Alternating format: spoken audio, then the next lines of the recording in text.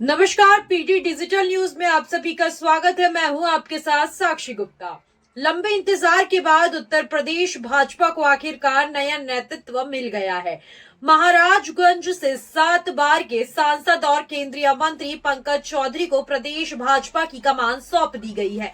ये सिर्फ एक संगठनात्मक बदलाव नहीं है, बल्कि 2027 के विधानसभा चुनावों की रणनीति की पहली मजबूत झलक भी मानी जा रही है।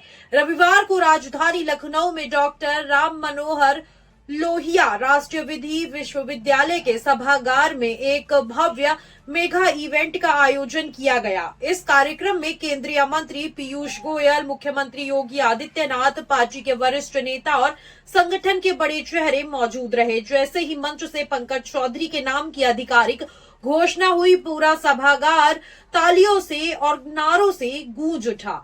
नाम का ऐलान होते ही समर्थकों में खुशी की लहर दौड़ गई। खास तौर पर महाराजगंज से आए कार्यकर्ताओं में अलग ही उत्साह देखने को मिला। भारत माता की जय और पंकज चौधरी जिंदाबाद के नारों से पूरा परिसर गुंजयमान हुआ। मंच पर मौजूद नेताओं ने उन्हें नई जिम्मेदारी के लिए बधाई दी और संगठन को मजबूत करने की उम्मीद जताई। इस मौके पर केंद्रीय मंत्री पीयूष गोयल, केशव पाठक, के लक्ष्मण, अरुण सिंह, राधा मोहन अग्रवाल, लक्ष्मीकांत वाजपेयी, रमापति राम त्रिपाठी, भूपेंद्र चौधरी, केंद्रीय मंत्री बीएल वर्मा और डिप्टी सीएम केशव मौर्य भी मंच पर मौजूद रहे। ये उपस्थिति खुद इस बात का संकेत थी कि पार्टी इस बदलाव को कितनी गंभीरता से देख रही है। दरअसल पंकज चौधरी का प्रदेश अध्यक्ष बनना कोई अचानक लिया गया फैसला नहीं था। इससे पहले शनिवार को मुख्यमंत्री योगी आदित्यनाथ, केंद्रीय पर्यवेक्षक विनोद तावड़े और प्रदेश अध्यक्ष भूपेंद्र चौधरी भी मौजूदगी में उन्होंने प्रदेश भाजपा मुख्यालय में नामांकन दाखिल किया था। अहम बात यह रही कि प्रदेश अध्यक्ष पद के लिए उनके अलावा किसी और ने नामांकन नहीं किया, यानी उनका चुना जाना पहले से तय था। बस आधिकारिक मोहर लगनी बाकी थी। अब सवाल उठता है, आखिर भाजपा ने पंकज चौधरी पर ही दांव क्यों खेला या फिर दांव क्यों लगाया? अब इस बात को भी हम थोड़ा सा डिटेल में जानते हैं। इसके पहले कई बड़े सियासी मायने छुपे हुए हैं इसके पीछे।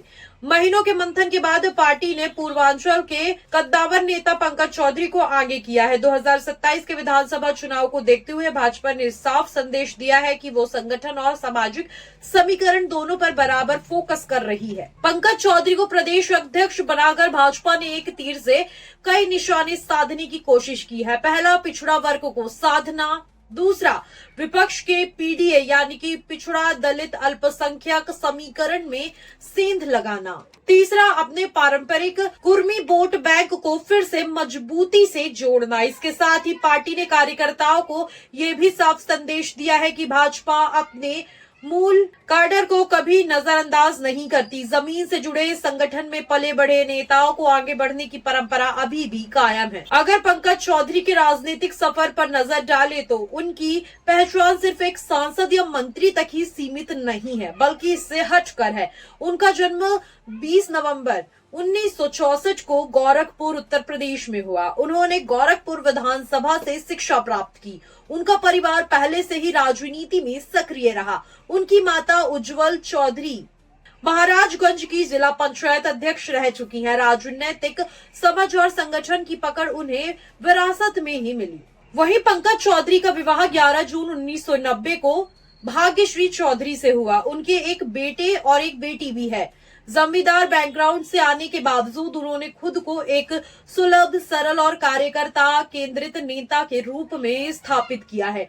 यही वजह है कि संगठन और कार्यकर्ता दोनों में उनकी स्वीकृति मजबूत मानी जाती है। अब सबसे बड़ा सवाल, आगे की राह क्या होगी और आगे का सफर कैसा होगा?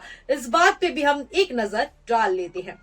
प्रदेश अध्यक्ष के तौर पर पंकज चौधरी के सामने सबसे बड़ी चुनौती है संगठन को बूथ स्तर तक और मजबूत करना, सरकार और संगठन के बीच बेहतर समन्वय बनाना और 2027 के चुनावी रण के लिए भाजपा को पूरी तरह से तैयार करना। कुल मिलाकर उत्तर प्रदेश भाजपा का ये फैसला आने वाले सियासी समीकरणों को नई दिशा देने वाला साबित हो सकता है।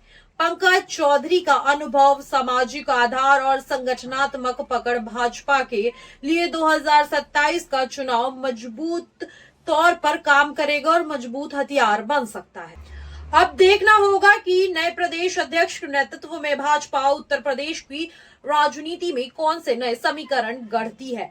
देखना काफी ज्यादा दिलचस्प होगा। कमेंट सेक्शन में बताइए आप अपना ओपिनियन और चैनल को सब्सक्राइब करना, वीडियो को लाइक शेयर कमेंट करना ना भूलें। तब तक के लिए नमस्कार।